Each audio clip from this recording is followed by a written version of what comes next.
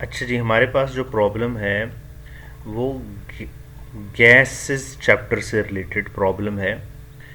और gases chapter में हम जानते हैं कि दो इक्वेशंस बड़ी वेल नोन हैं। सबसे पहले एक आइडियल गैस इक्वेशन है P V is equal to N R T.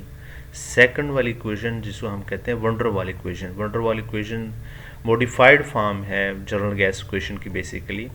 और जो वंडर वाल इक्वेशन है वो इसलिए आई कि ये जो आइडियल गैस रियल गैसेस हैं वो आइडियल बिहेवियर से डेविएट करती हैं।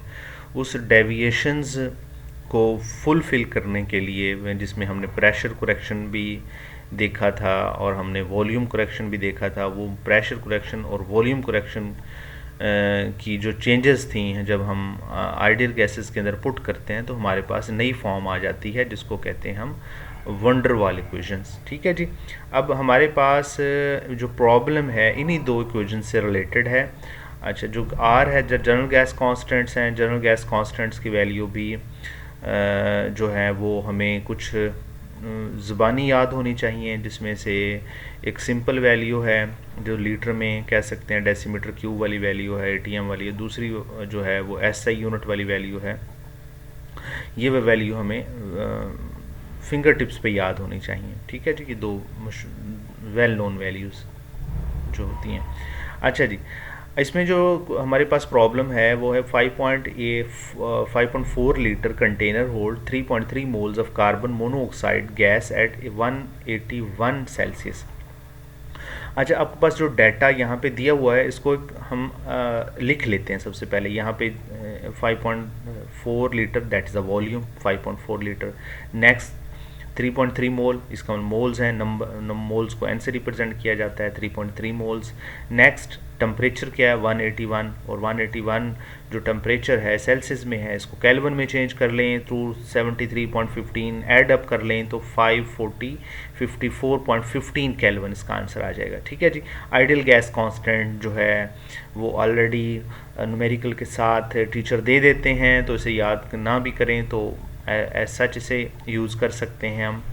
और हम लीटर वाला रियल गैस कांस्टेंट की वैल्यू यूज़ करेंगे। देखिए यहाँ पे लीटर वाली है, ये लीटर एटीएम, तो हम यहाँ पे वॉल्यूम भी लीटर में दिया हुआ है तो हम लीटर वाली वैल्यू यूज़ कर लेते हैं यहाँ पे। ठीक है जी। वंडरवाल ए ऑप्शन है, इसमें हम पहले ऑप्शन की तरफ चलते हैं। Calculate the pressure in ATM assuming ideal gas behaviour, यानी कि हमने प्रेशर एटीएम में कैलकुलेट करना है, तो हमने देखें आर वाली वैल्यू भी लीटर और एटीएम में ही ली है। ठीक है जी।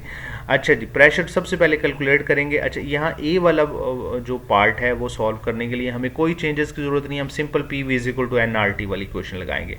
और इसके अंदर प्रेशर कैलकुलेट करना है तो P V is equal to N R T को अरेंज करें तो एन आर टी और वी बन जाएगा। जो वैल्यूज़ आपको डाटा के अंदर दी गई हैं वो यहाँ पे पुट करें और आप आंसर निकाल लें।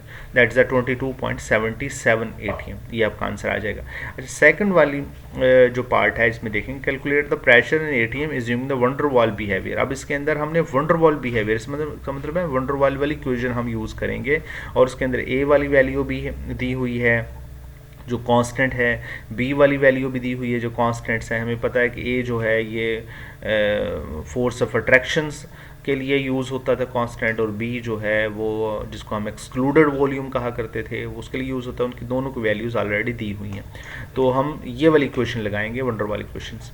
ठीक है जी। अब वंडर वाली इक्वेशन लगा लें। वंडर वाली इक्वेशंस के अंदर हमने यहाँ भी प्रेशर कैलकुलेट करना है, तो इसी इक्वेशंस को हमने रीअरेंज करना है कि ये वाला पार्ट जो है जब हम रीअरेंज करेंगे तो हम क्या करेंगे, ये वाला सारे पार्ट जो है, जो प्लस वाला पार्ट है ये दूसरी तरफ चला जाएगा, तो ये माइनस में चेंज हो जाएगा, तो minus A N square over V square बन जाएगा। और ये वी माइनस एन बी वाला पार्ट जो है जब राइट साइड पे लेके जाएंगे तो डिनोमिनेटर में लिखा जाएगा।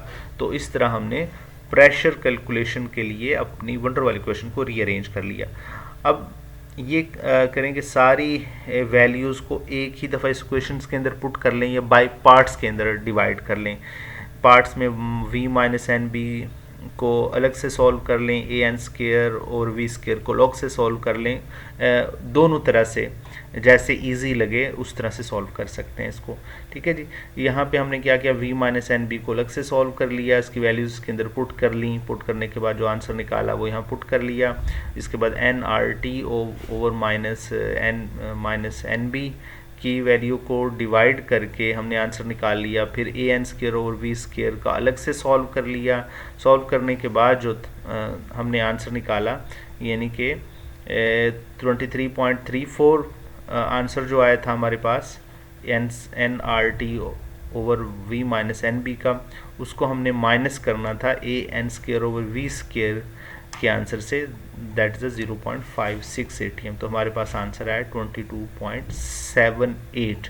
ठीक है जी, तो हमने वंडरवॉल बिहेवियर से भी प्रेशर कैलकुलेट किया और हमने जनरल गैस क्वेश्चन से भी प्रेशर कैलकुलेट किया। तो दोनों का प्रेशर की वैल्यू देखें 22.77 और 22.78, राउंड अबाउट दोनों आंसर सेम है।